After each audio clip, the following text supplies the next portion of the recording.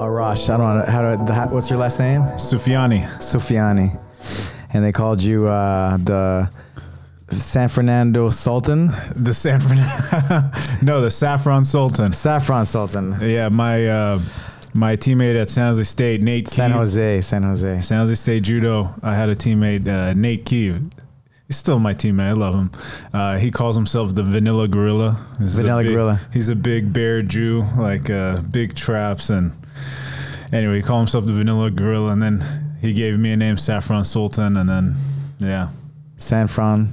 Your like last. Okay. Like Saffron. Gotcha. And you're Ow. Ow, yeah, we're talking about that. Yeah. My nickname in Brazil, right? My Ow, but they don't say the L. Like they said like a U, so Ow, which is like a dog bark, right? Are you the pit bull? Do you have a fight name? Like they call me Ow Pitbull. That's they used to say that. Pitchy Ow. Hilarious, right? There's nothing I love more than the Carioca accent. It's my favorite one to make fun of. You know, not because I think it's silly, but it's because it's like it flows just like it's like the New York accent of like Brazil, right? Oh, New York wow. City, I think, kind of like hard, but like they have the sh, like the S's they say like a sh, you know. I didn't even think tres, of that parallel. Like un, dos, tres instead of tres. Right. It's kind of like like the New Jersey soprano. New Jersey, version. exactly. But you were training in Belo Horizonte. I lived mainly in Belo Horizonte, but when I first went to Brazil, I lived in Rio for 6 months. Mm. Yeah. So what were the main differences from Rio, Belo Horizonte? That's a good question, right? So Rio, like it was the who's who. I was like a blue belt, and the who's who was there, right? Like all the black belt world champions. It was like the golden era of like, I think Jiu Jitsu, Gracie Baja. And then Draculino came through, and he was just starting his gym in Belo Horizonte. And so soon after that, I went to visit him, and I just felt like, like when you go to Rio, there's a lot of like foreigners. They call them gringos. There's a lot of gringos that come to visit. And so when I went to Belo Horizonte, I felt really like connected to everybody. Like I felt like it was like my family, and I felt they could really. I felt like it was my team, Yeah. And so, and plus Draculino's Draculino, and he's amazing teacher, coach, And so I just felt really like at home there. And I was like, I'm going to move there. I'm going to move here. I told him that, and that's what I did. And sure enough, it became one of the top jiu-jitsu gyms in the world just by itself, one gym. Yeah, and everybody somehow ended up here in the valley. Yeah. They're all but I'll say, when you just described with Draculino, creating that atmosphere of, unity, family, I think you really, you did that here too at Legacy. I love coming here because besides having like, some tough guys to roll with, everybody here is just like, they're family. Yeah. They're like short, one-stop word family. Like I never felt like too intimidated to be here or for whatever identity. Not just because I'm a judo guy or I'm a white belt, became blue belt jiu-jitsu practitioner. Like, just because I'm a human, I'm coming here, I feel accepted. So I just want to say this on camera. I appreciate you, Sensei. Thank you, man. Thank you. Yeah. It's try to keep it real here, right? Like to keep it real, and if something is to be said, we say it, right? And keep it funny, keep it, just keep it real. Yeah, because jiu-jitsu is hard already, It's like you can't take it too seriously, right? No, because somebody's gonna be choking you or pinning you, and it's gonna suck. So it's like everywhere around it should feel better. Acai jungle, the best acai probably on the West Coast. But, like you have something good to eat, that's important for me. But also, places you can hang out. It's almost like the mat or the jiu-jitsu is just a reason for everybody to be here, And then like the human connection is the thing that's really strong here. Thanks, man. That means a lot. That's like everything to me. And I think, living in Brazil years ago, like kind of, I guess subconsciously I wanted to recreate that in a way, right? But I feel like, it's not kind of surreal how it just all kind of happened, right? With the cafe and just the gym, and I love TAC Fit, that stuff, and then Muay Thai and just all the things that we have. So it's like, Yeah, my mom's Basically. actually gonna join too. Oh yeah? Yeah. She got mad at me on Sunday. She's like, "Why don't you take me to Jiu Jitsu?" And she's gonna get mad because she doesn't have an accent. But she's like, she wants to come here. I told her, I was like, "There's so many nice people here. You're gonna like it. They have so many different classes. You won't get bored." Awesome. But yeah, so Awesome. I'm gonna bring the whole family here. Where'd you grow up? Here in LA? So I grew up in Culver City, so home of the silver screen. I was there until I was 13 years old, and then I started getting picked on in school because I was like the biggest kid, but also like 9/11 happened, and so I was like the only Persian, pretty much Middle Eastern kid at my school, and so I was getting into fights for those three reasons: being big, being chubby, and then being Middle Eastern, you know. And then I kept retaliating. How old are you at? I was about 11 or 12, 11, 12. when things started like getting 9/11, heated. Yeah. Oh, when 9/11 happened, I was actually 9 years old. 9 years old, I see. But, you know, that was kind of war in Iraq era, Bush, all that kind of stuff. And so my parents just had enough of it, right? And they're like, all right, let's move. And, we didn't move, but they just changed me schools. And they're like, somebody told them about Beverly Hills High School. And so I went there first day, my home period, 25 Persian kids in class. And they were all speaking Farsi to each other. I'm like, okay, I died and went to heaven. I was like, I came from some place where I was ostracized, and here we are, the majority. It felt good. And so pretty much I went to high school like speaking. I learned Farsi in high school. You know, I started asking my parents and stuff like that. So, and that's where I learned wrestling. So You started wrestling. That's where I started wrestling. In Beverly Hills High School. Yeah, Beverly Hills High School wrestling. My coach at the time, Kevin Villegas, he was a head coach. Mark Mead, who was my English teacher, he kind of got into jiu-jitsu and kickboxing. And then he wanted to be involved with the wrestling team. And so that was cool to have him, my English teacher, you know, go to his class and then see him later at practice as my coach. And then he ended up becoming the principal. And Boris Brezhnev, though, Sensei Boris Brezhnev, he's the one who put the gi on me because I was training every day and I was getting my butt kicked by my training partner, Weston Cage, Nicolas Cage's son. Wow. And he was, you know, Weston was mean, but he had very good technique. He had been training like way earlier than I did, and he was in shape. He was aggressive. He was already a man, you know, and I was just a boy kind of thing.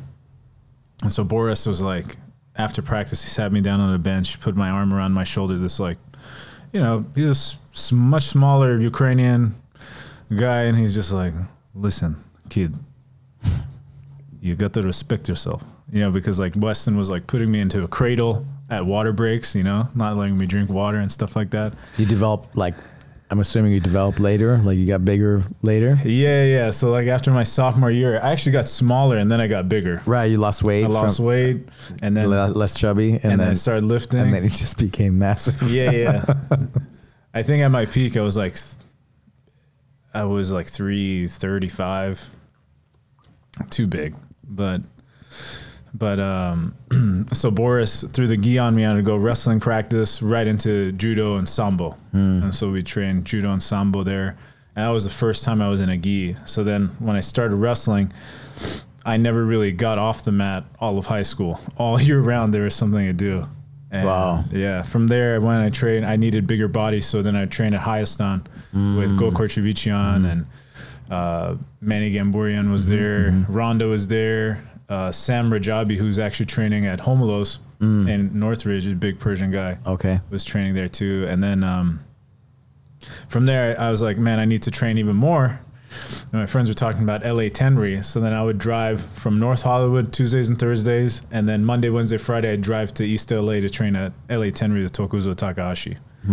So always on the mat. I was driving all over. What were your parents thinking? Just you're so focused and immersing yourself into all the grappling arts. Yeah. Everything you get your hands on. I think, you know, because my parents were in the restaurant business, you know. Right. I think if they were any other business where there was less time commitment, I think they would have objected and like, go be an accountant, go be a lawyer, go be a doctor, you know, focus your energy. But because wrestling isn't part of Persian culture, they were fine with it. Like, go ahead. And plus, he has something to do on weekends, and you know, he's around the right people that are doing good things for themselves. 100%. I think that was a big part of it.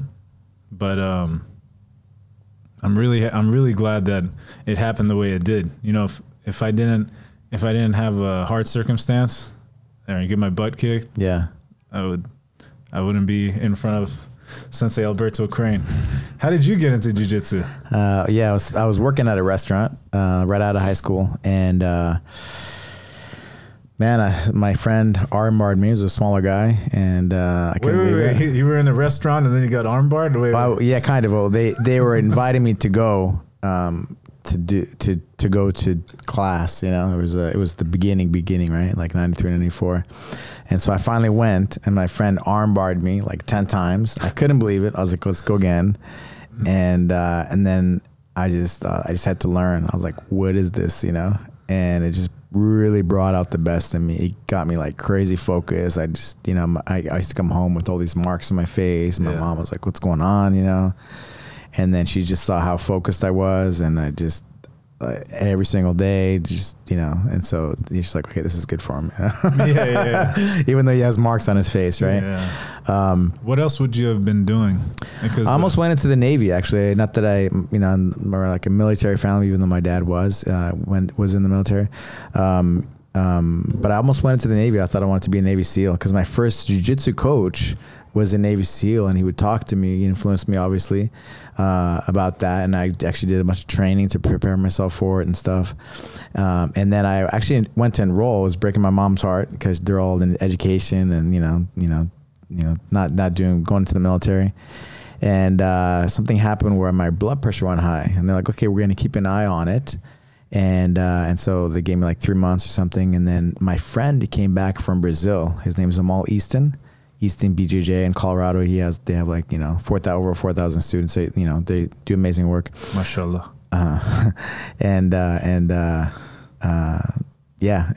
came back, and they started training in his garage every day, and I never looked back. We hit a couple tournaments here in LA. I lived in New Mexico, Santa Fe, New Mexico. Yeah, man. And never looked back. Tell me you missed those garage days. They're like a blur. It's a blur, yeah. And so it's crazy, right? It's crazy, and just totally immersed. Like, I was like, okay, he went to Brazil, and he came back from Brazil. So that's when I started to train with him. And our original jiu-jitsu coach moved away. And so then after that, he took me to the tournaments, and he gave me a book, Think and Grow Rich, you know? And so I wrote down my goals, and then I got like laser focused on what I wanted to be and do. Think and Grow Rich? Yeah, by Napoleon Hill. It's like one of the, you know, or gotta get, man. I gotta get on. That's why I said it, so I can Think and Grow Rich, Napoleon Hill. Okay. For sure, one of the OG, like 100 years ago. You know, the Rockefeller got him to, sorry, Rockefeller, Carnegie, butchering it. Andrew Carnegie got, like, so I'm going to get you the interviews with the most successful people in the world, and you're going to kind of write down all of their characteristics that make them, you know, successful. Yeah. And so then that's what he did. It took him like, I don't think like 10 years or, you know, a long time. Oh, I got to pick that up. To put it together. And it's still true till today, you know, with all the neuroscience and quantum physics, it's all there. It's all there. That sounds thick. I was reading Eat and Grow Fat, and Eat and Grow Fat. Then I put it down, and it's honestly done wonders for me. Straight up. You've lost though, like since I've known you, like, you know, you look leaner and leaner, and since I've come to Legacy, and it's mostly because everybody still wants to roll with me. You know what I mean? Like, I was worried. I was like counting down the days until people would like, oh, we don't want to roll with the judo guy. He's just all pressure. Nah, man, you're such a great partner. You know, like, you're big, right? But like, you play guard. You go with where they need to go, and you know, you want to get a training hard. You want to train, right? But like, you're such a good, you know, and good training partner, and also just always open to learning. So that's championship mindset right there. I appreciate it. It was, you know, I don't want to lead people or give a false impression. That came with a lot of reluctance, because you come in the first day when you decide, all right, I gotta figure out a real way out of half guard, you know, because I have to get away from my bench press or whatever strength that I have. I got to really figure out how to get out of this. You get pinned by a lot of little guys. So, you know, I encourage people who are really strong to like just let little guys get you in half guard. That was the first one for me, because I just noticed I would go against guys my size, and my biggest issue was making enough space for me to get back into guard. You know, I would like, with little guys easy, I just like throw them off or whatever. But then as soon as they got to 200 pounds, I noticed I couldn't just frame on their face anymore, you know? So you're on bottom and half guard. I'm on bottom and half guard. Like, to feel comfortable with somebody like pressuring forward on me, that took some time. I think since I started coming to Jiu-Jitsu open mats, maybe like 4 years ago, it's taken maybe 3 years for me to even be comfortable with having anybody in my guard. So then March, when I came here, that's when going with guys like Josiah, Marco, even John,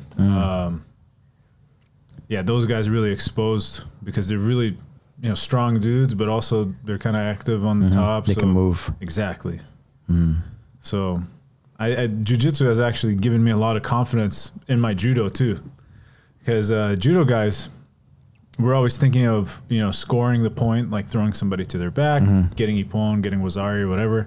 But if you could go for a throw, I notice, if you can go for a throw, and then if you end up in a bad position on the floor, just having confidence that, oh, I've done hard rounds where I had to escape from bad positions in jiu-jitsu, then you feel, I felt more free to like go for techniques that I normally wouldn't go for. No matter where you end up, you'll be okay. Yeah.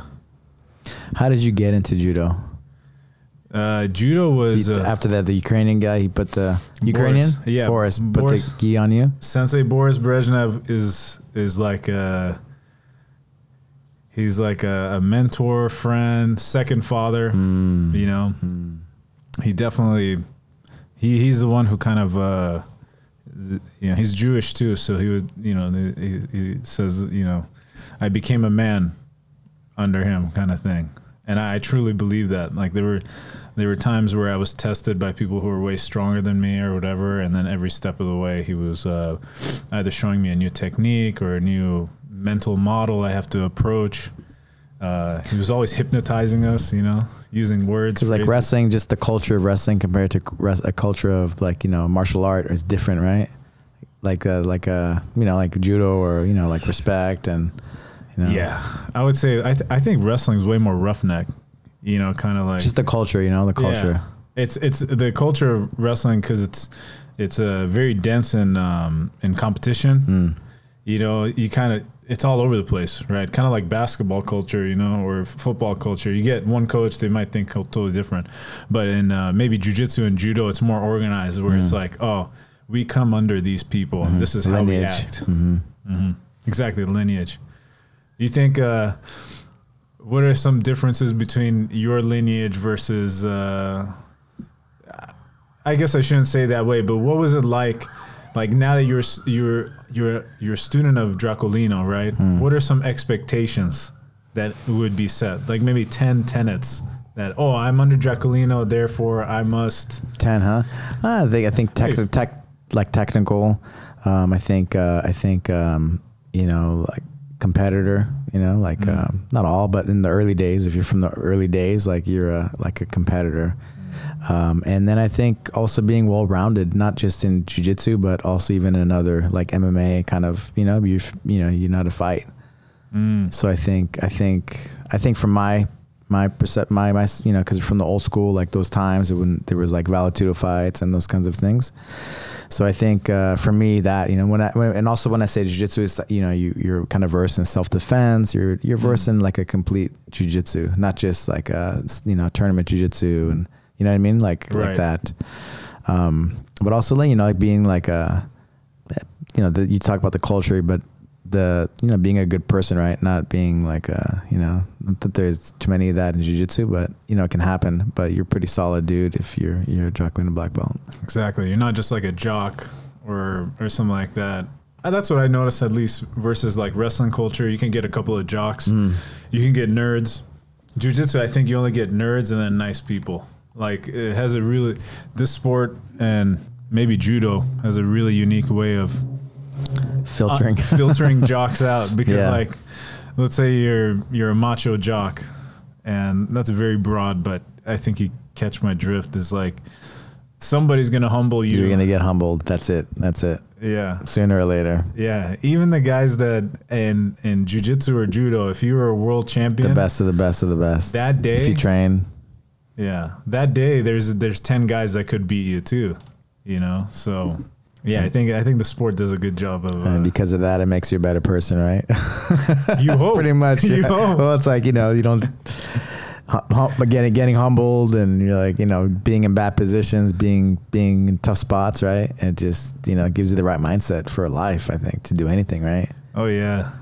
Someday, that brings me to another interesting thought I had was my intentions whenever I go to practice is I don't like using practice. I watch you when you come in, and I watch you when you work on stuff. Like you have like a plan every time you come in.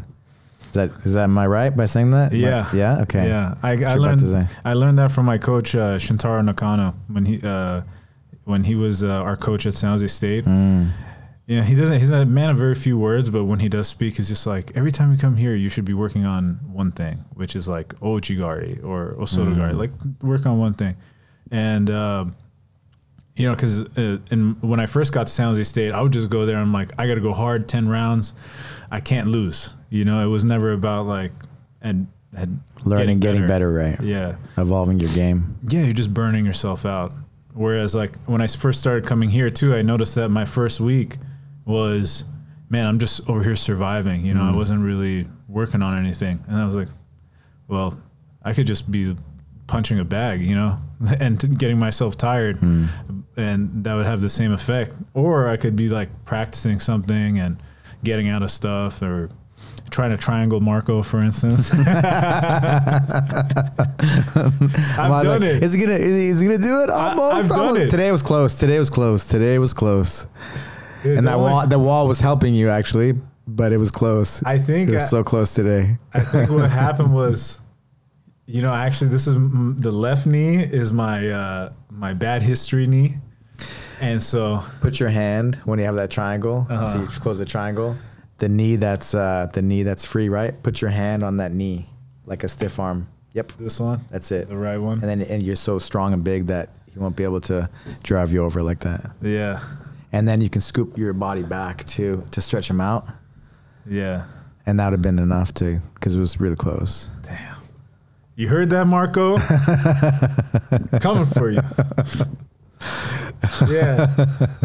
I think I don't get excited about much anymore in especially judo. Like something I was thinking about recently on my drive back from judo training was like, man, sometimes I throw people and I don't celebrate. I don't feel like I did something. What really gets me excited now is putting big guys in triangles and seeing if I can finish it. Like that's like a real big challenge for me. Because, if Marco starts stacking you, it's like, first thing that goes in my air, which is kind of good that I lost weight, because like otherwise the belly would be pushing up and choking me. Yeah. So right now, the thing that I'm really happy about is triangles. If I can get those, I'm like, oh. I mean, it's not a normal thing. You see big guys. That's what I'm saying. You're always open to like getting better, learning, trying hard things, right? Not playing it safe and, just trying to win, but like evolving your game, getting better. Yeah. Yeah. And I think it helps because, I think you have that approach too.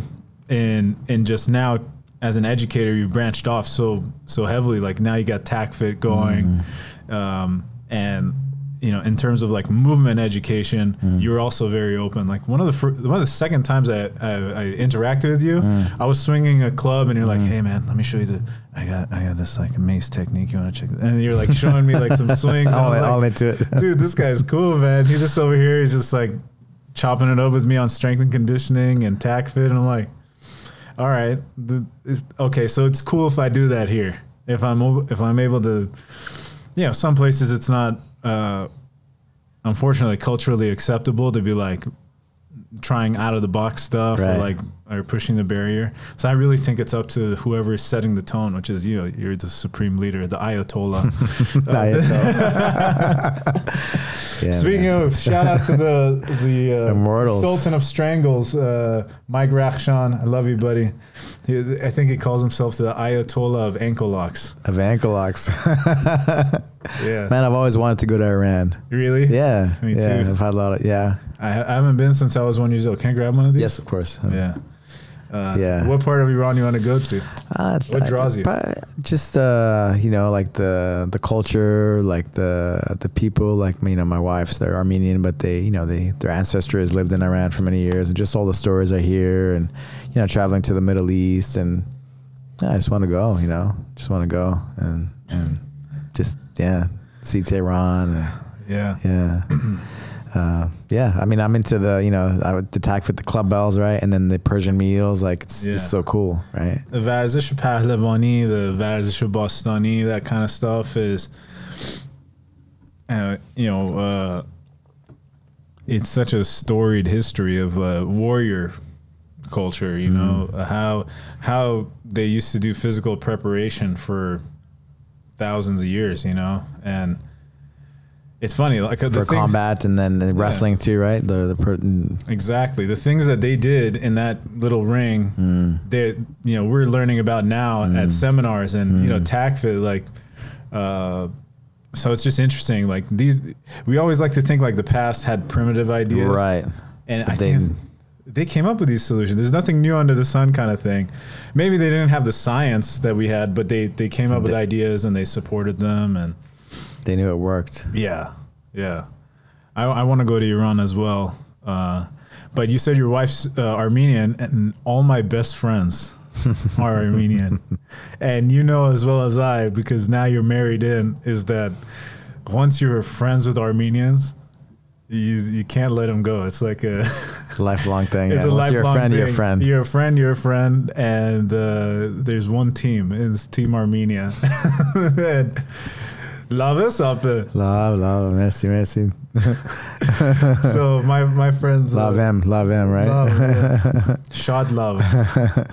But at Hayastan, that's where I got my first dose of Armenians. And when I started going there, that's when I learned about not only the judo culture, but also like how to act right in front of Armenians. Armenian judo culture in LA, right? In LA. That's a whole other thing. It's another layer in the lasagna. The top judo gyms, like, what would you say, like, in the US? Top judo gyms. I mean, the first one that comes to mind, just in terms of medals, Jimmy Pedro's Judo Center. Yeah. I mean, him and Big Jim, his father, just established a culture of winning for a very long time. After that, I'd probably say San Jose State Judo, just because we've produced over 22 Olympians, and 2 of them were my teammates when I was going there, Marty Malloy and Colton Brown. Ki Tusai in Miami. Man, I'm trying not to leave anybody out. It used to be the USOC. We used to have a really good gym in Colorado Springs. I don't know what's going on now, but a lot of those people have branched off and gone either East or West Coast. But at one time, the Colorado Springs Training Center was a powerhouse. Like you could get Olympic level strength and conditioning care and or like physical therapy, all that kind of stuff on campus, and also train judo. In Dallas has got a huge community. In Fort Worth, Nick DiPapolo is there now at Fort Worth Judo. He's a multiple-time Olympian, and Really good dude. But yeah, I would say those are the centers now. Jason Morris also in New York. But yeah. Unfortunately, though, we're such a big country, and participation in judo isn't as big as our country is. Like, you know, if compared to wrestling or even really Brazilian jiu-jitsu now, right, is very popular. I'm hoping that, and, you know, actually I shouldn't hope, but also my goal is to bring judo more participants from the jiu-jitsu world.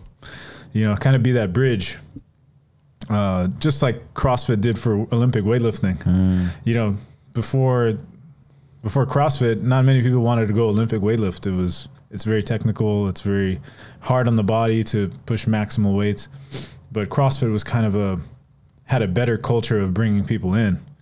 Jiu-jitsu also, it's like, oh, come on in, try this thing. You know, we're going to teach you how to move around. We're going to teach you how to roll on the floor and get confidence. And then when you want to, you can throw people into the mat. You could do acrobatic things. But I think judo needs to take a lot of notes from how jiu-jitsu is being spread very successfully. You know, not think of it itself as too high and mighty, to be honest. Yeah. Things have evolved, right? Like when it was, you know, Jigar Kano first, you know, changed the things. It was, if you look at the old videos, right? It's like, it was like Brazilian Jiu-Jitsu, but his goal was to make an Olympic sport. And so he took out a lot of the stuff on the ground and, you know, make it more spectator friendly, right? Yeah. He was a Jiu-Jitsu practitioner. Right. And it wasn't, when he was like demonstrating techniques, it wasn't until he opened his Kodokan that he called himself a judoka. Before that, he was a jiu-jitsu-ka. Yeah, that's what it was called. Yeah, that's exactly what it's called. And you know, I think part of the strength of jiu-jitsu comes from like the precedent that Maeda set, because he was a bad dude. Yeah, he was like, I don't fighting. Care. Yeah, I don't care who it is. I'll take you on. I'm gonna travel to your city. He went all over Europe.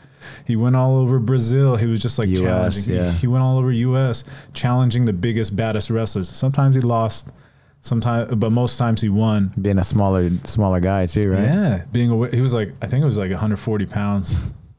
But like, you know, just like walking in, like, I'll take you on. Supreme confidence. Yeah, and his ability. But he was inviting people in, as opposed to like shutting the door and be like, we're a very serious dojo here. Like, you got to bow, you got to plead fealty to judo before you walk in the door. No, he was like, no, come on in. And yeah, I heard because he also started the Judo Federation in Brazil, Jigar Kano, but I heard he left. And then that was a time that he met, you know, the Gracies, right? And taught Carlos Gracie senior jiu-jitsu. And he, from the stories I've heard, maybe I'm getting it wrong, but he said that, like, remember, this is jiu-jitsu. And that's why they kept the name jiu-jitsu. And then they ended up later on moving to Rio. And that's why they kept the name jiu-jitsu. And then they kept, like, kind of the essence of it, you know? Well, it was also Jigar Kano style, right? Of just mixing it up and whatever worked. And yeah, I think it was, I wonder if somebody on here is listening and they're going to be like, you're getting it totally wrong, you know? But I think it was Maeda and his partner, because they were kind of like the scouts, you know, like spreading the word and stuff like that. And I also think jiu-jitsu was also a more commonly used term. Like, judo was not recognizable. So if they like had a marquee, like, you know, jiu-jitsu is more common. like at a theater, they would just say, hey, jiu-jitsu fight here, jiu-jitsu versus boxing. And they would put that on the marquee, as opposed, you couldn't use judo because they didn't know what it was. Yeah, it would take 40 years for the whole world to know. So I think that was had a lot of influence. And then it evolved, right, where people knew what judo was because it became an Olympic sport. And then jiu-jitsu, well, the real jiu-jitsu kind of died out, right? Like, it seemed like it turned into, like, in America at least, you know, it was like, you know, these like the closest thing you get is like Aikido. You're right. Aikido is like the closest you get to like the old those wrist lock things. Yeah, it was like Aikido kind of somebody stuff. stabbing you. Yeah. It was like, that wasn't real. That's why it was like they called it Brazilian Jiu-Jitsu to differentiate, right? Yeah, but I always thought it was so interesting. Like the Gracies were really big into import export. I heard like the family itself was very into like bringing things into the country and you know, so they took a chance on, you know, foreigners. You know what I mean? So that was pretty cool to see. Like, blanking on the patriarch's name. Carlos Gracie. Carlson or Gracie. Helio Gracie? No, his father, Helio's father, was Carlson. Like Gaston, I think, Gracie. So they take a chance, like, right. They were businessmen, yeah. And by the Amazon. Yeah, they were like, hey, teach my kids. Yeah. You know? Like, crazy. You have to take a chance there. Like, you don't know anything about their background. You just know that they're tough and they might do something good for your family. They're like, hey, teach my kids your way too. You know? Yeah. Have you read Hickson Gracie's book, Breathe? Not yet. Yeah, I should. It goes into the history, and it's like, leave it up to the Scottish. And they talk about the family name too, like what some of the family members did in the Civil War, and you know. Oh, wow, it goes deep. Yeah, I love history. I love history, especially on, you know. So you get it from Hickson himself, right? Of the family, and yeah. I wish they would do. He did an audiobook. The Gracie family is a very long history. Get somebody to do it like that, right? It's not him, but at least with a good accent. I'll do it. Hickson Sensei, I'm here. I'm available. Do for a good price. Yeah. Do for a good price. I'll do it for Jiu Jitsu. No, but like I think bottom line, the most important thing is like you have to be open to ideas that work. Right. Being open, like I was Holmes Gracie Jr. His dad years ago came to compete in the Fila Sambo tournament back in, what was it, 80s, early 80s, something like that. Right. And then he ended up dying in hang gliding accident. Yeah, he was the kind of the father of like kind of modern jiu-jitsu, because he took added wrestling into jiu-jitsu, right? And added like sambo and stuff, whatever worked, right? Yeah, that's that confidence. That's what I've always admired over the years of you always get comparisons, because like when you're a wrestler, the thing that all your friends are like, hey, could you beat one of those guys that were at the UFC, whatever? Like, can you beat this guy? Like, they're always comparing you, and then you're trying to figure out like, I could probably beat him because of this and that. But then you go to the jiu-jitsu side, and then you look at all these interviews of the Gracies coming out of their fights, and you're just like, whoa. There is an intimidation factor. Like, I will beat everybody. Anybody that come to me, you come to the octagon and you fight me. Like, I mean, I had to pull up a video of Mark Kerr competing in that first Judo tournament, right? Because Judo, it's like no gloves, headbutts, like, whatever works. No fish hooking. What's the other one? Eye gouging. Eye gouging and fish hooking. Fish hooking's like when you hook the mouth. Yeah. Oh wow. So those are the rules. Oh, groin shots. No groin shots and eye gouging, and I guess just 3 rules, right? Something like that. Anyway, what about checking oil? Right, that's legal. Yeah. Just keep the butt tight. Yeah. Just buy them dinner afterwards. Oh man, hey, it's legal in wrestling, right? Dude, one of my teammates, we were at Sambo Junior World, and he was going against a Mongolian guy first round. And judo. And he was very good. Judo's a little bit better because he got the pants on. He's a sambo. It was a sambo tournament, and he goes in. He's like, he comes in for a really clean suonagi. He's in there, right? And in the pocket. Boom. And then the Mongolian guy hooked on top and then hooked on bottom. And it sent my friend jumping up, and it made it easy to throw him. And I just see him flying. I'm like, oh man. And he goes, he ripped me. He ripped me a new one. Oh man, like you grab the butt and pull it apart, like crazy stuff, right? Stop the double leg, right? It's anatomy. So that's legal. It's okay. Oh yeah. So Mark Kerr. But just the confidence of because he fought like Faber Gujau, was a legend, right? In the finals, but man, he's so much smaller, and the confidence in your technique to fight against like Mark Kerr in his prime, right? It's crazy. It's crazy. He's monstrous looking to this day. He looks like a gladiator, you know, or like some kind of. You ever see like Hercules and stuff like that? He looks like Hercules. He is. Yeah. You shook his hand and give him like a little hug, and he's just like a rock. Yeah, big hands, thick neck. Yeah. we were trying to get a hold of you. They kept hey, where's Arash? Let's come over here. I'll come kick it with you guys one time. What's up, Vin Diesel? I could be part of the family. Yeah. I kept asking about you that day. That's cool. Man, I don't have his number. And I messaged you. And Valentino, man, he was one of the nicest big dudes I've ever come across. You know, because usually you could go of a couple different ways with big guys. You know, large and insecure. So like, then they turn to like mean guys, you know, or two like very good but very quiet, kind of like Victor Hugo, where I recently trained with. He's very good and tough. But he's kind of, and then you have Val, who breaks the mold. He's just like, hey, how you doing, brother? Yeah, man. Thank you for training. Thank you, all you guys. Love you, brother. Love you, brother. And I'm like, he's so nice. I'm like, yeah, this is the nicest big dude. I don't know how you're going to fit in that booth that we had. You had like Rico Rodriguez, you had Mark Kerr, and Val. You're going to break the bench. I would feel small now, honestly, between those guys. Yeah. Oh, dude. Rico Rodriguez.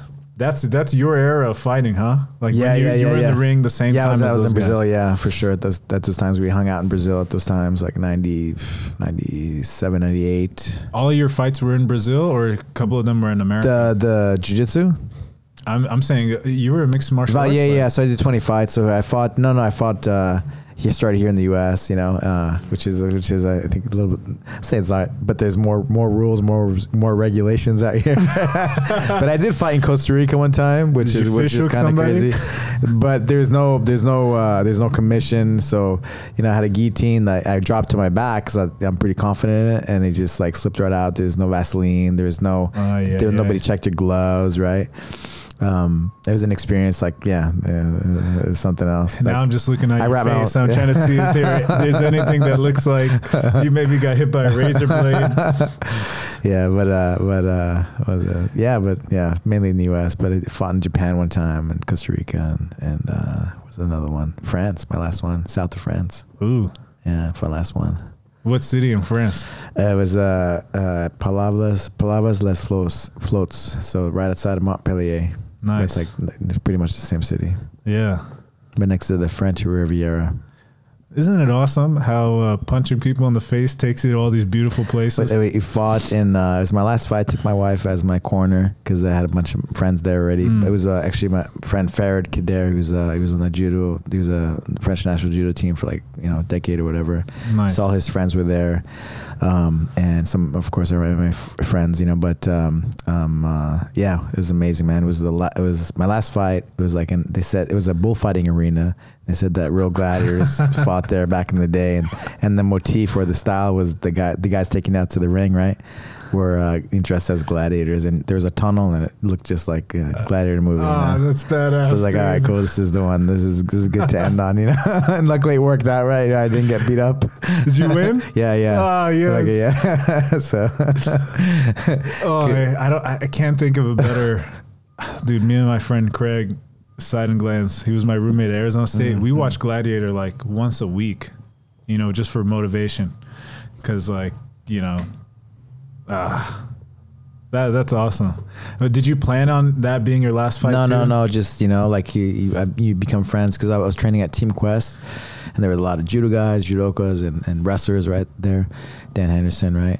And I just friended him. He didn't speak that too good of English, and so he had a really good sponsor. And she was, she did that Costa Rica fight, and also the one in France. Was he's like he took care of me. Yeah. So what changed for you? As far as what? From the transition from fighting to teaching and opening your business. Oh man, I was always involved. Since I was pretty young, because I had to.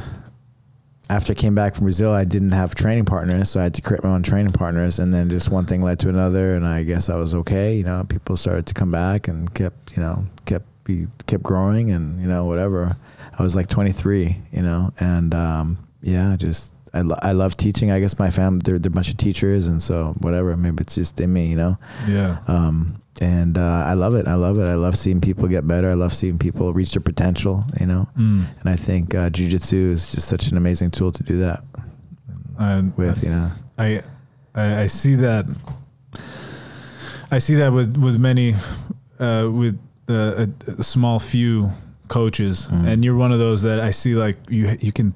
Here's a huge thing: you can tolerate people being around for a long time. You know what I mean? Like there's some people that maybe they're a good coach, but like they can't be there the whole time. Like for you, I see like your passion is evident immediately by, dude, you know, this is your family that you construct, you built this, you know? So I think that also makes it doubly rewarding, probably.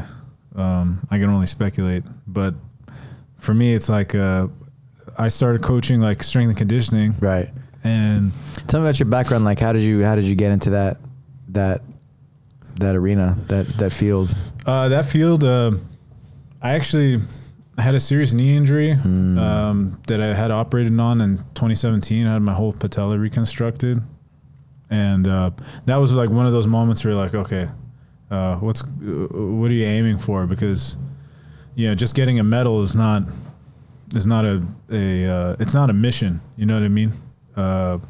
Yeah, the solid why, like Simon Sinek, you know, what's your why? Yeah. So I was like, man, I always wanted to make people better, and I always wanted to not necessarily be a doctor, but be somebody who could get you to where you wanted to go. And that's what the word coach means, you know, like a stage, you know, a coach that would make you travel.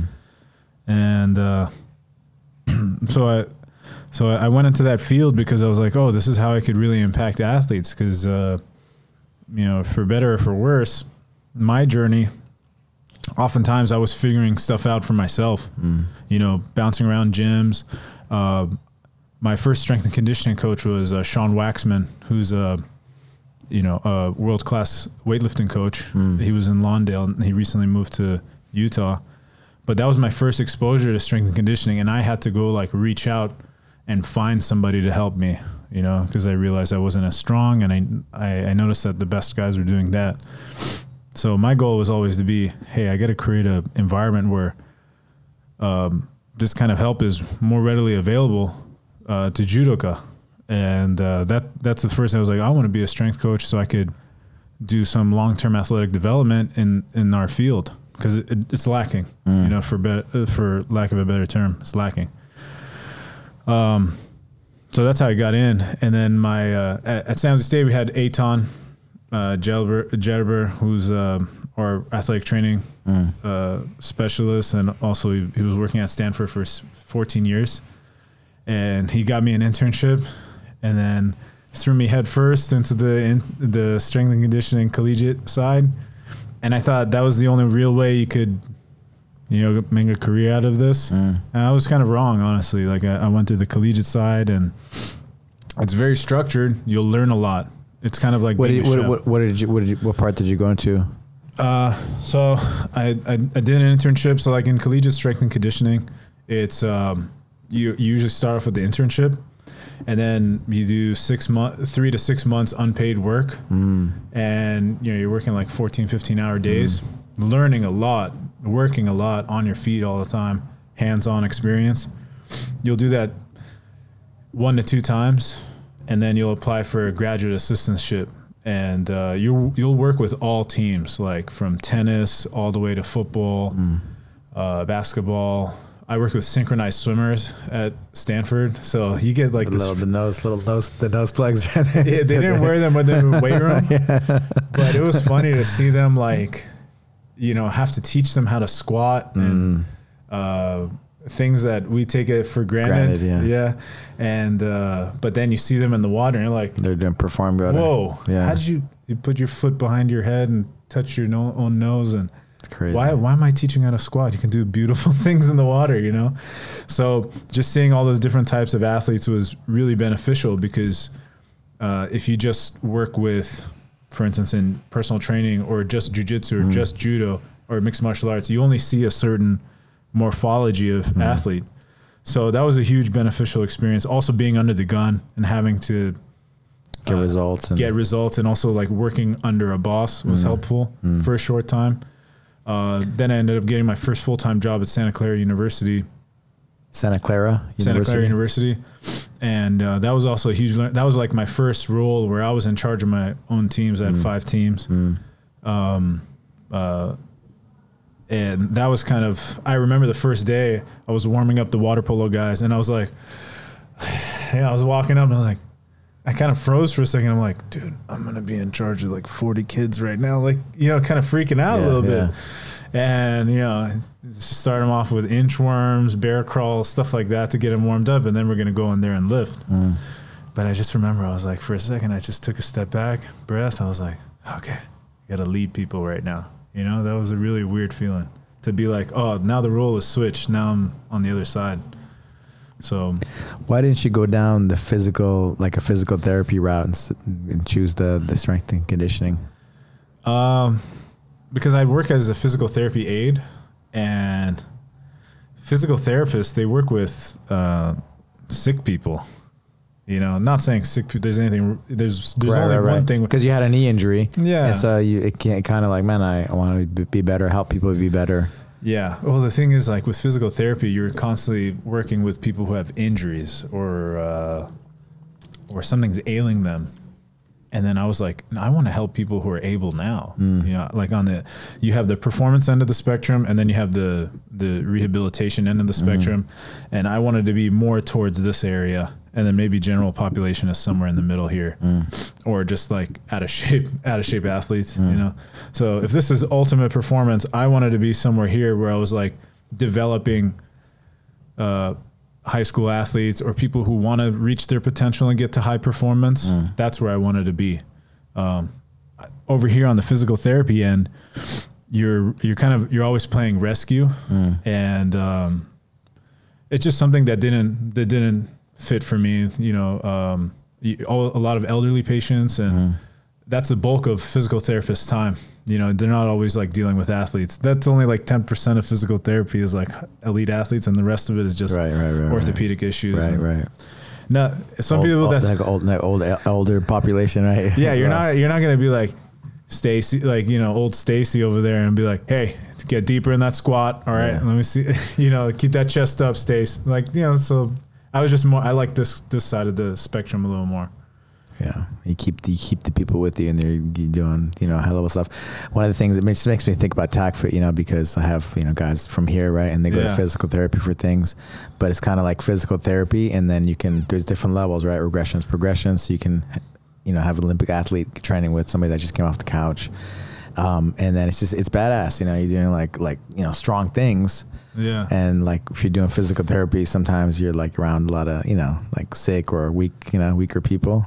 So it's like, it's not inspiring, you know, but when you're doing like the right things, you know, it works. Motion is lotion.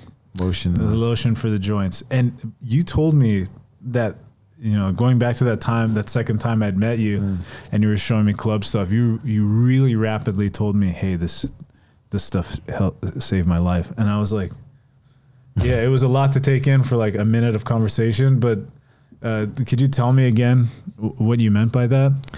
Like how this movement system helped you? Yeah, you know, so for one of my UFC fights, Scott Sonnen, he's the founder of TACFIT. He helped me. My first jiu-jitsu coach was a Navy SEAL, and he introduced me. He's like, you need to get with this guy. After my losses, you need to get with this guy. He's, you know, really high level. I was like, okay. And so he helped me for one of my UFC fights for the strength and conditioning, and he wrote this blog. And one of the things that I never forgot about was I got thrown on my head. Somebody supleted me, and I, you know, my neck was really messed up, and I had a fight coming up.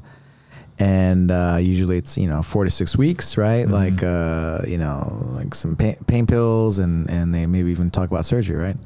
And he's like, let me see some assessments, and he's like, man, do these neck movements, like every time you feel something, just do these neck movements. There's like this one like this, and so I was like, okay, and I did it, and man, I got better in a week.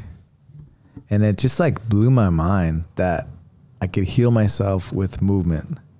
I was like, what? Like I'd never, like, I don't know. It just really stuck with me. That was like in 2007. Because before that, it's kind of like as a competitor, you're thinking, all right, I need to be in an ACE bandage for 6 weeks. Ice, that's this like and that, ice, ibuprofen. And so, man, that was the one thing that I never forgot. And then fast forward 5 years, around 2012, I went to the doctor every 5 years. They make you do a brain MRI for your medical license, and they like, hey, we need to talk to you. I come into the office. I'm like, okay, and they showed me these lesions that I had in my brain. They did some neurological tests on me, and then they diagnosed me with multiple sclerosis. Really? And they were really nice, but they, kind of treated me like my life was over and told me I'd probably be in a wheelchair. And they gave me a stack of drug catalogs to choose like which ones I should take. And then I was like, can I still do jiu-jitsu? And he's like, yeah, there's no brain trauma. Okay, yeah, go ahead. But it was just like, it was even hard to write, being doing judo, jiu-jitsu, whatever, combat things, like you can't accept like defeat like that. Like my life's over. Like they didn't say that, but they said like, you're going to be in a wheelchair, and you start to do research, people being in wheelchairs, you're like, I'm like, man, I don't know. And so I went on a world tour with jiu-jitsu. I just started competing everywhere, and that's all I knew, so that's what I went to. And so I just competed everywhere, and I couldn't put my seatbelt on. I was so stiff, I couldn't move. I had a hard time walking and even talking, like just to formulate my thoughts. Things were starting to get worse or something. Yeah, for sure, and I did what I had some spiritual moments in jiu-jitsu and the highest levels, and I got choked out one time, and I was in Spain, and I had competed like 3 weekends in a row, so I thought I was like kind of just like fatigued, and I wasn't feeling good the night before. I couldn't really eat or anything or drink water. The next morning, same thing, and then the guy dropped his weight on my stomach, and I was like, oh man, I'm like, oh my God, I'm gonna throw up, and I held it and finished the match, and then after the match I threw up, so I didn't get DQ'd, and then so you could keep fighting. Yeah, and it was only like me and 2 guys, and so I had another match, and then I was fighting to one still. I saw the video, it was crazy, but I got choked out, and I had never been choked out. It happens, right? And in my whole life, in training or anything. And so I was really crushed, and of course I was like, I didn't feel good. It's like you have the flu. I had food poisoning, basically, right? And so I feel like I had the flu. And the first guy I went against, I became friends with him before the match. And he's like, oh, you can do the open weight? I'm like, oh, no, I don't know, It's like, I'll just do it. Maybe you'll feel better in a few hours. And so then I put my name down, and then I started kind of, I don't know, because I couldn't drink, I couldn't eat, I felt so weak. I was like, I believe in my technique. And that started to feel good, So I just kind of doing that over and over and over and over. And man, I ended up, I won my first match, second match, and I got the gold medal in the open weight, some big guys too. And I was like, and I even had a no-gi after, and yeah, it was crazy. I did all these matches that day with nothing, no fuel in the tank, just with the mindset, right? Yeah. And it really showed me like what the mind is capable. Like I needed that, that I can win. It showed me that I can win. Yeah. And then my subconscious took me to the TACFIT cert, and then I was like, okay, cool. Like I knew right away, like that first weekend, I was like, okay, this is because like after that victory, you're like, I need to take any open door. Or yeah, something like that. I need to so I need the right things to do, right? And so my subconscious, I went out there, and I was like, this is good for me. And so I just went all in on that, and things started to come back. Like my mobility started to improve, and my joints, every joint was just like, I broke my wrists, and I was like competing with my fists on the ground, like for I don't know how many years, like 11, 14 years, something like that. And so I was able, now I can do like jump on my hands, I can do everything, but just things started to come alive again. That's just one aspect, but my brain started to work better. I couldn't read. I used to read a lot when I was younger. And then there's like maybe like a 10-year period where I couldn't, like, I would read and I couldn't really comprehend it and understand. I couldn't, I stopped having dreams as well. And just a lot of things like that were weird, and things started to come back little by little. My first dream was actually the club bells. I was actually landing from one of my things, and just I was really focusing hard on the technique, like, squeezing, grabbing it, and moving it, and that was when I woke up. I was like, oh man, I remember my dream. I was dreaming again. And so, yeah, I was just like, I'm doing the right things, and just went all in, and just things started to get better and better and better. And everybody that does it here, it's the same things happen, And like you were saying, like, I want to help people, guys, some of my students would come in, oh, my lower back hurts, and I'm like, oh, sorry, man, but I didn't have an answer. Now I'm like, let me see, and I'm just some bridges, squeeze the butt, it's under, just kind of have tools in the toolbox to work with them. Or, like Gus that was on the mat today, like, he goes to the doctor, and the doctor's like, oh, probably needs shoulder surgery. And I'm like, let me see. And then I'm like, oh, looks like your lats are tight. Stretch out your lats. And they trust me, right? Because, I'm with them. And so he's like, dude, I was like, do it every day this week. Stretch your lats, like, and I showed him how to do it. And then let me know how you feel. And he's like, man, my shoulder doesn't hurt anymore. Yeah, he's got overhead mobility now. Yeah, man. Like, it's like understanding the body, It's understanding the body, the breath, and the right move, the quality of the movements. And I started just going deep and deep and deeper into, like, the neuroscience of fascia, just going to all these conferences, and just, like, just couldn't get enough. And like I said, not just me, but, it's, replicated in the people that do it, and so it just, it just gave everything back to me, instead of it being like your life's over, like the best is yet to come. Made my jiu-jitsu better, made my, like, just understanding things like why elbows in, why this, why that, and you start to understand, like, that's, the lats, okay, my elbows come in like this, that, and even the breath, everything just transferred directly. I always think about the mat, directly to the mat, but just life in general. And then it's the same things for, all the other sports too, because the right body mechanics is right biomechanics, right? It's like a movement literacy almost, or even like competence in movement. Yeah, that's something that, like, they talk about, like, break dancers being really good at transferring to jiu-jitsu. Movement EQ, yeah, because their proprioception is right. So it's like proprioception. So there's like some, I got all these books, but just body mass, right? Where you're at, your proprioception, where you're at in space. And so, like, your hands, there's so much of the map in your brain is of your hands, right? Your tongue, your hands, right? Because it's so important for us, right? Yeah. And you have a club bell, for example, and it's an extension of your hands. So you actually get smarter, and it becomes, your brain becomes bigger and stronger, and you train. I did like a TED talk, right? And I just talk about that, but basically training in the 60 to 80%, like training in moderate intensity, you get new brain cells, neurogenesis, arborization, right? They get bushier and they connect more. And then the myelinization, which the MS attacks your immune system, right? Your immune system attacks the myelin, right? Right. And thins out, and then you short circuit, you don't work, right? You can't walk anymore. Affects the conductivity of nerves, right? Right, yeah. Like, so the nerve, right? And you have the myelin around the nerve. And so, yeah, just, the signals don't travel to the space.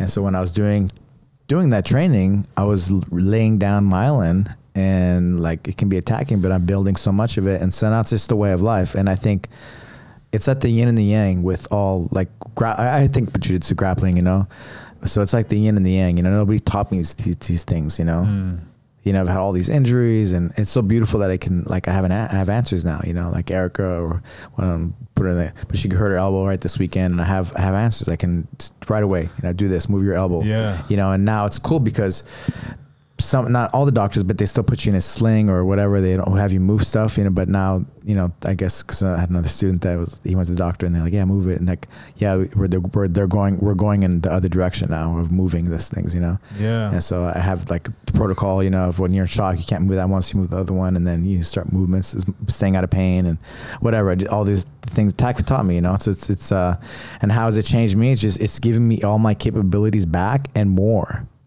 Like, I feel I'm getting better and improving, and it's just it's like the way of life. And so, man, like, I just want to spread it. I'm telling you about it, and I want more people to have it, because it doesn't have to be like that. So many of my black belt friends, man, they can't, like we did the lat stretches today, you know, the cool down, but they couldn't train, man, and they can't train anymore because they're so like beat up, and you know, and it's just some basic like the body awareness things, right? Like, and it teaches you all those things, you know, it teaches you how to be your own coach, which nothing else does like that. It has all these different, like a TED compass, like a, like intuitive compass, you know, and because as practitioners of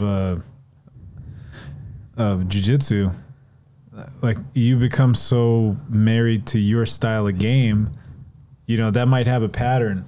Right. So you become shaped like that, right? You become shaped like the thing that you do the most often. Exactly. So for instance, for me, it's like I notice, oh man, my right arm is really stiff. It's because I got like the cross grip and, you know, use my wrist to pull somebody across. Yeah. And you know what's funny is like my right leg is getting very thick compared to my left leg because I use that to scissor sweep you guys or. So your strength conditioning, you're like, you're aware of that, right? And you know, okay, cool, you know, like.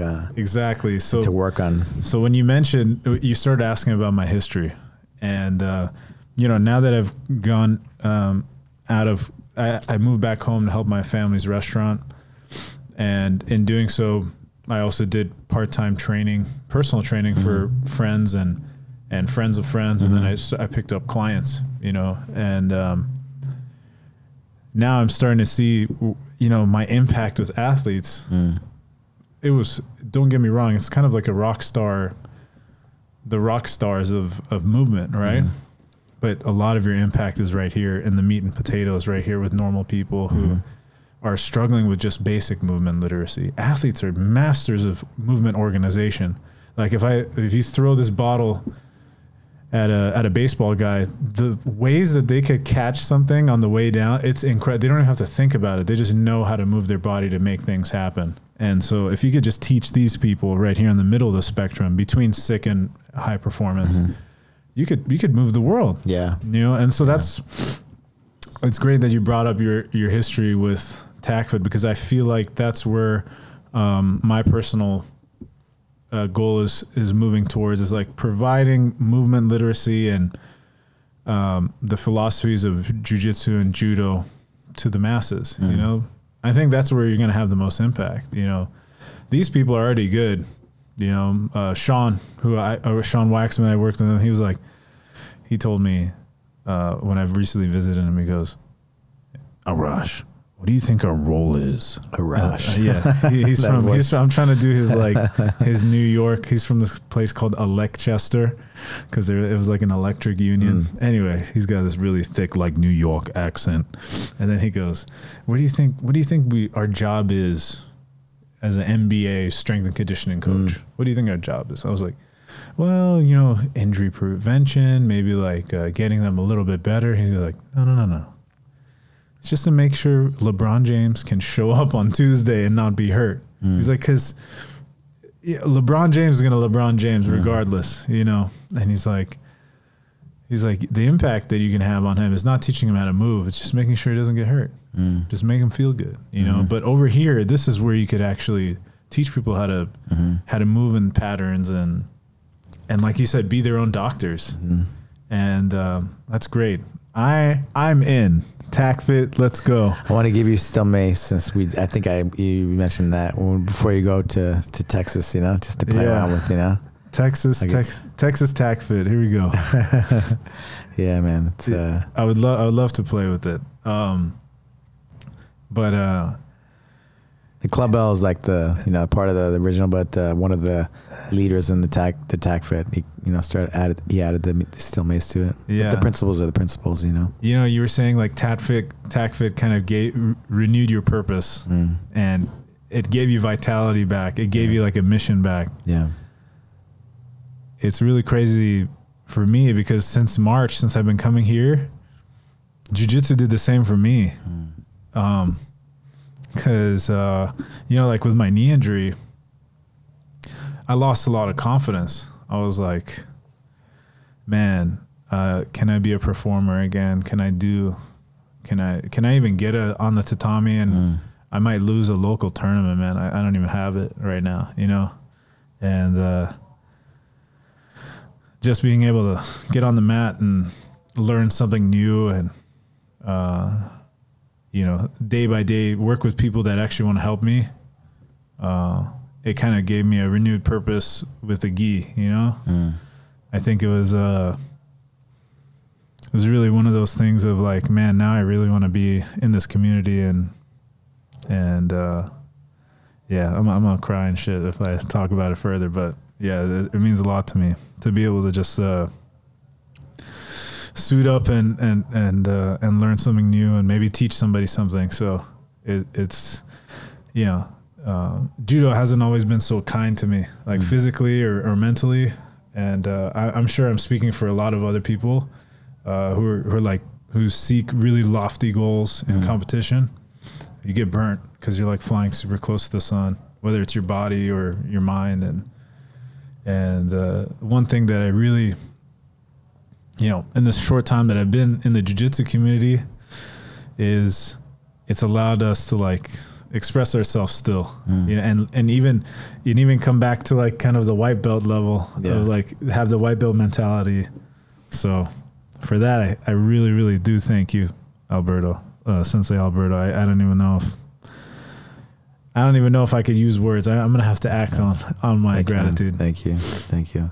It's been a big pleasure to have you here, and yeah, it's just how you come in, like how like your mindset, coming and training it, being bigger, and you know, training the different positions, and yeah, man, coming to the events too, supporting everybody, like birthdays, and you know, I know you come, you know, I hit you up on was it 2 weekends ago or whatever to come out, and you like, okay, you know, and you can't, you're on the spot, you know. Of course. Yeah, we just miss each other. We hang out with Vin Diesel and oh yeah.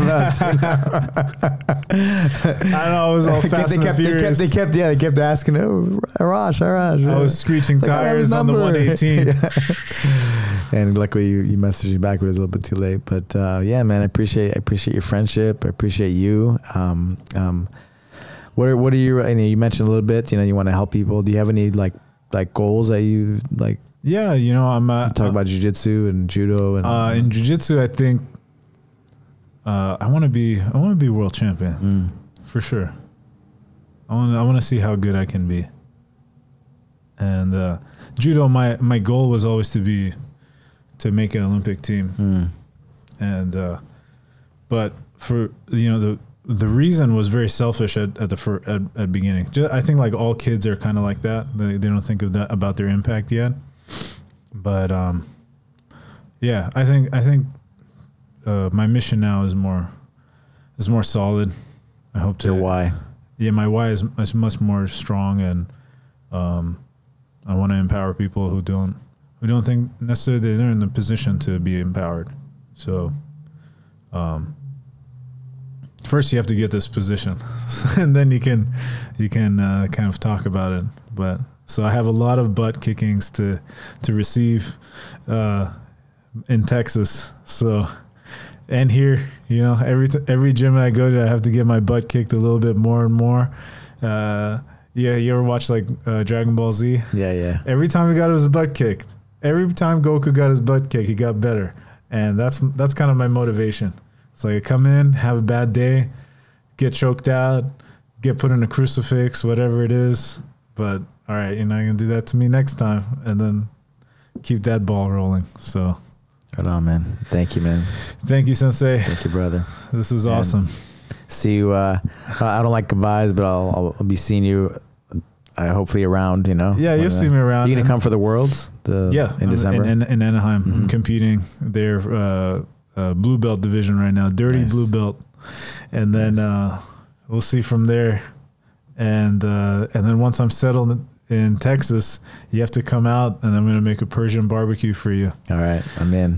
Okay. One of the leaders of the Mace guy is actually in Austin. Is he? Yeah. All right, we're going to link me up. Yeah, I will. Please. For sure. Right on, brother. Thank you. Thank you, Sensei.